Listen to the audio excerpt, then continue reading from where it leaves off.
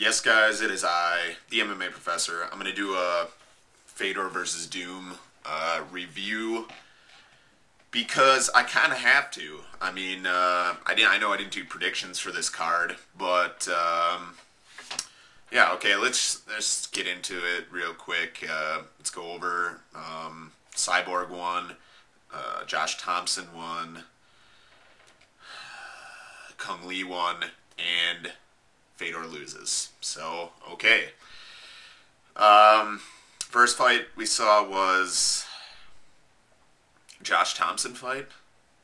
Yeah, Josh Thompson and Pat Healy.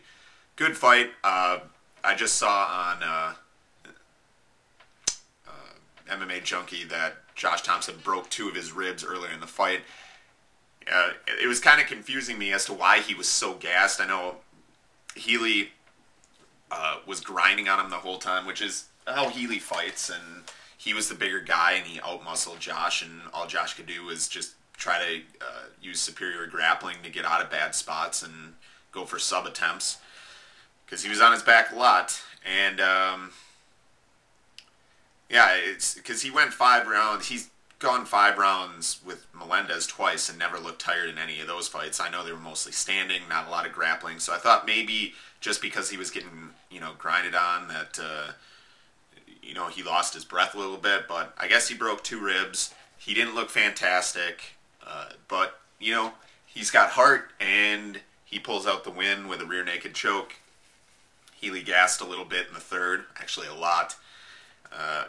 Thompson, all he kept doing in that third was throwing one shot and then backing straight up and trying to avoid the takedown. But whatever, he reversed it, got a rear naked choke. Congratulations, good job. Then we got a massacre. Cyborg against Jan Finney. Yeah, it's Kim Winslow. She's reffed a lot. I've seen her, and she refs not only women's fights, she refs men's fights as well, and she's always done a fairly decent job. Not sure why she decided to let Jan Finney take such a beating, but okay.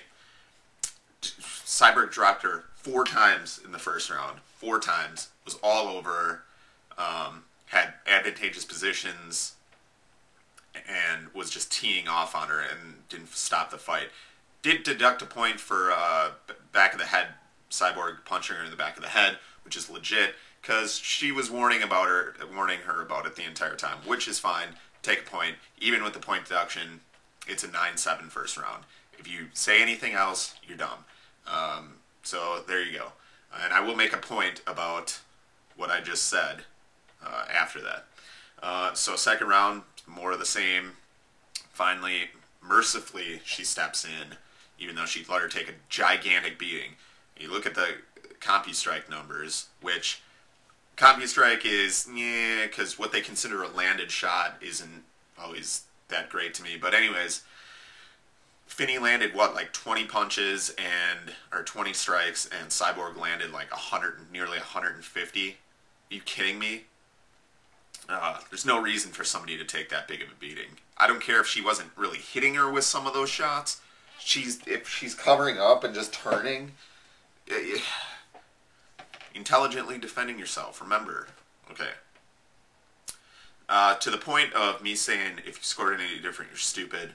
A lot of people getting butthurt lately, getting their panties in a bunch about me being an asshole about it. If you look at everybody that knows that they're good at what they're talking about and knows MMA front to back, and they know they're smarter than most other people, they're going to call you an idiot when you make stupid comments. So if you make stupid comments and I see them, I'm going to call you out on it because you're dumb.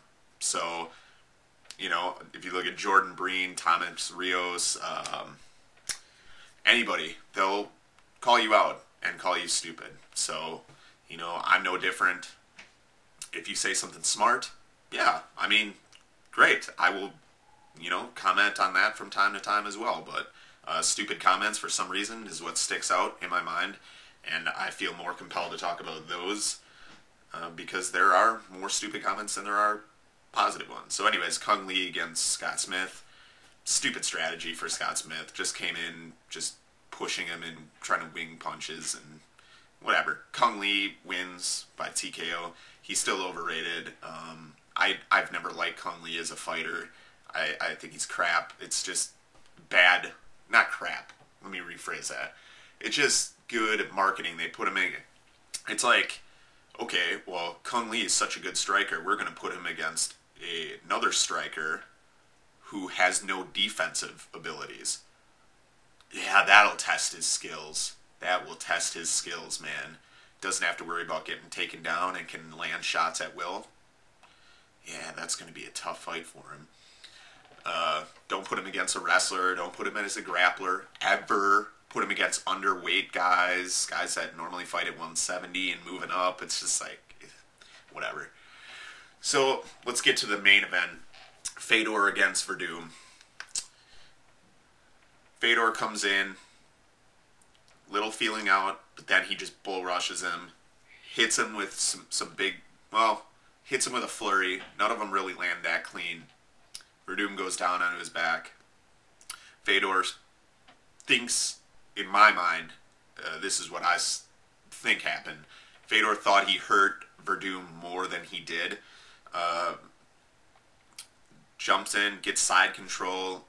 Verdum's still active, going for armbar. Fedor passes, goes to side control, tries to land a couple hammer fists. Verdum gets back guard. And Fedor's still just trying to sit in his guard. And something he should have done. You know, BJJ. Fedor is an awesome grappler. But it's just, you play the percentages, and to be in the guard of a Brazilian Jiu-Jitsu world champion is not the best option. So, you know, he leaves his arm out there. Verdum locks up a triangle.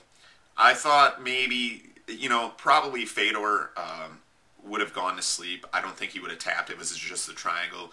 But Verdum also caught his left arm and started torquing it. And so triangle armbar is what technically got him. It happens. He makes mistakes. Everybody makes mistakes. And that's why MMA is so awesome, because you can just make one and somebody can take advantage of it. And yeah, that's what happened. A lot of people now afterwards, Fedor is overrated, even though he hasn't lost in 10 years. He's overrated. Dana White, happy as hell. Dana White, normally, I'm kind of even kilter on the guy. I don't hate him, don't love him. He's done some great things, done some stupid shit. But lately he's doing very stupid shit, and it's very irritating to me. He has no reason to smile when Fedor loses. Everybody loses. He's got guys like Chuck Liddell that are getting knocked out 3 times in a row, and still, you know, he'll say, Chuck never lost a step, it's just blah, blah, blah. So anyways, you know, it happens. Now, I'm seeing people think that Fedor, and it was beforehand too. Before this fight even happened, when Fedor still hadn't lost. Fedor's too small for heavyweight. He needs to drop to 205. Okay, well, it didn't matter that he was winning, so... And now, like, well, Fedor lost his first fight at heavyweight, so he needs to drop to 205. Somebody tell me where you guys get your logic. I don't understand what the fuck you're talking about.